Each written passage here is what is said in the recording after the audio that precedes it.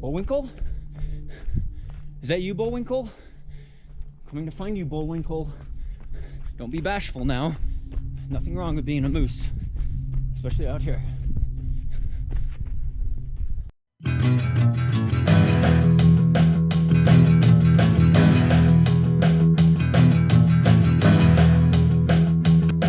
Yeah, I'm running down a dream that never would come to me. Working on a mystery, going wherever it leads. Running down a dream.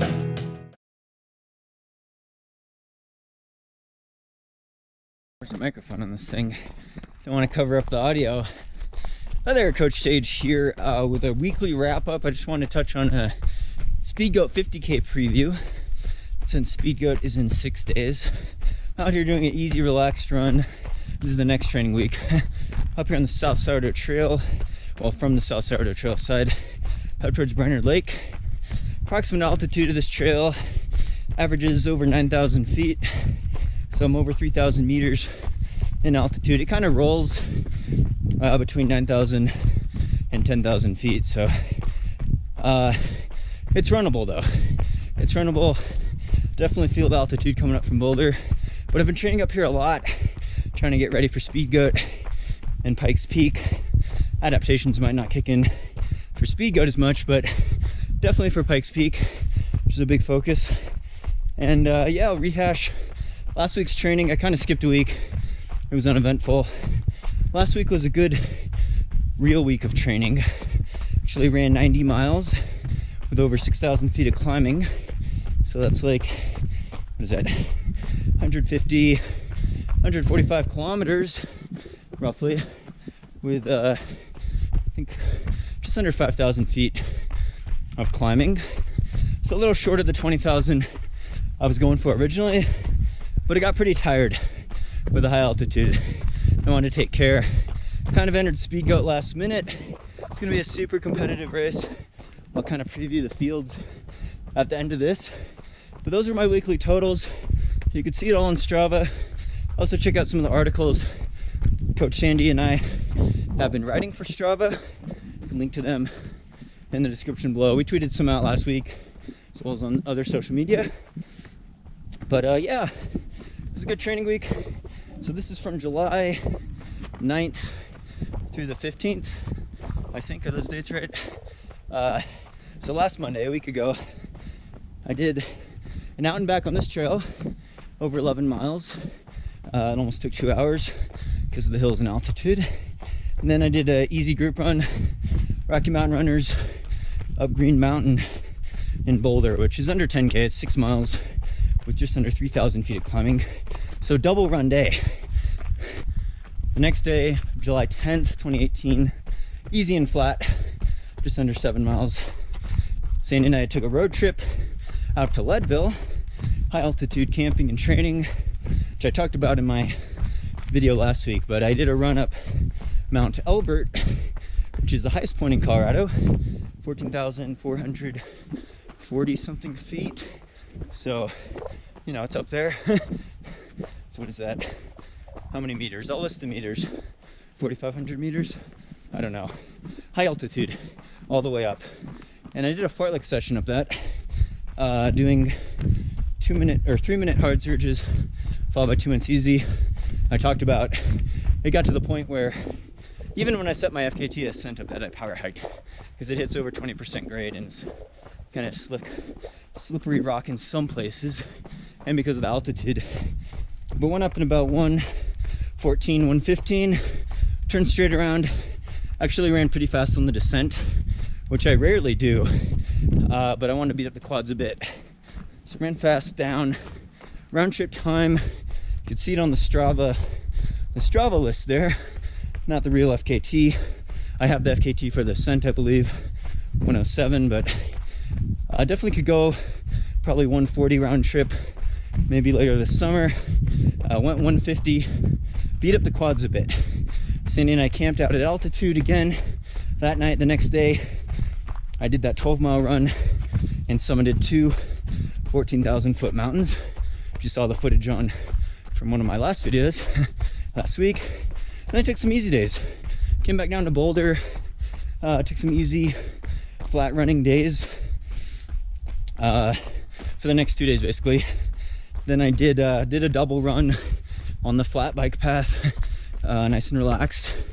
Had some quad soreness from that descent and this vertical though, so I'm still getting my mountain legs back. But the next day, or on, was it the last day of the week, Saturday, did a medium long run where I ended on this trail, went up high at altitude.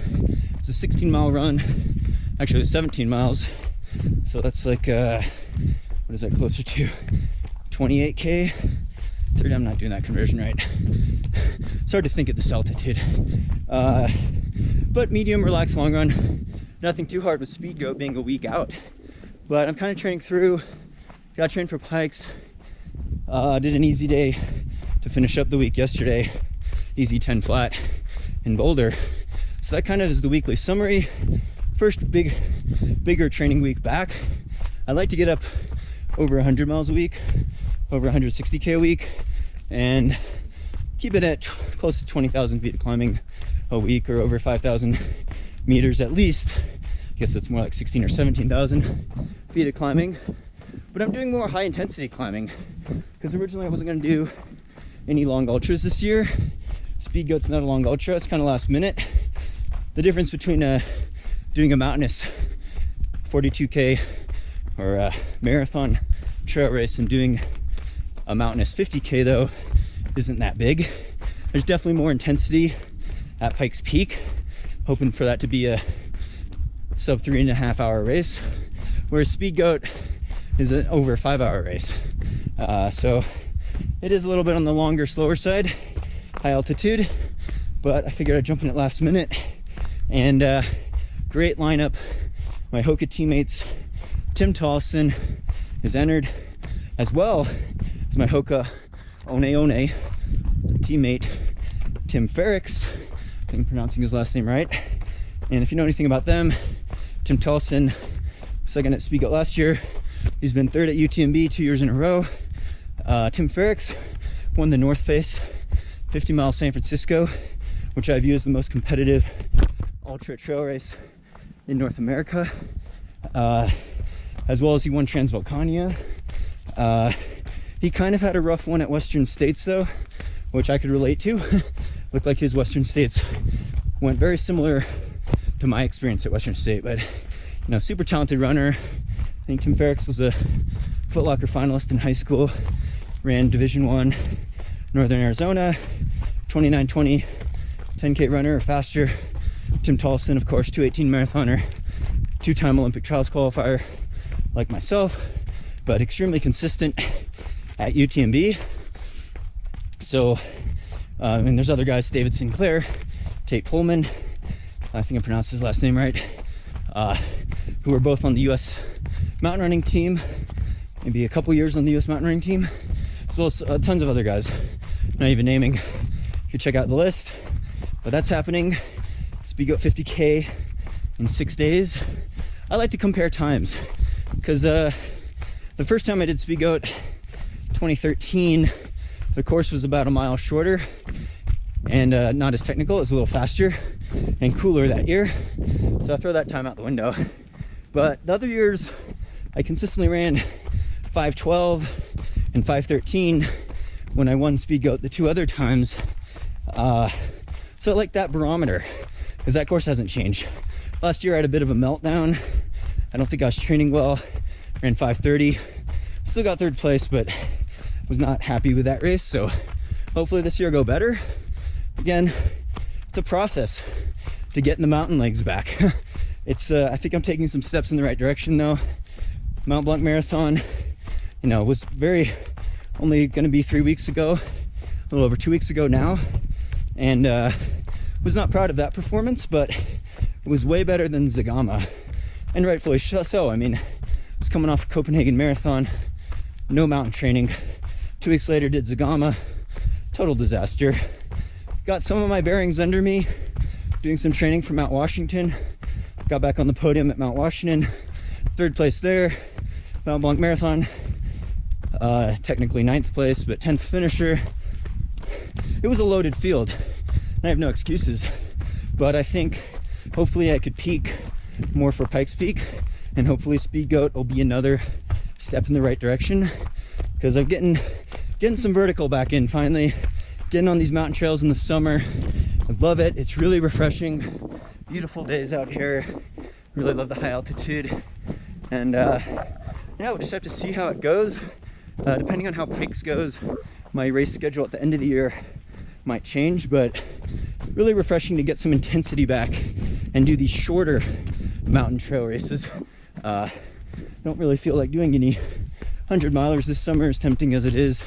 I'd love to go back to Western States or UTMB, Leadville, all those though, and do the 100 milers eventually and focus on that. But I feel like with more age and experience and old man strength, you could still rock 100-mile ultras, do a lot better. I should also say the women's field at Speedgoat is extremely competitive.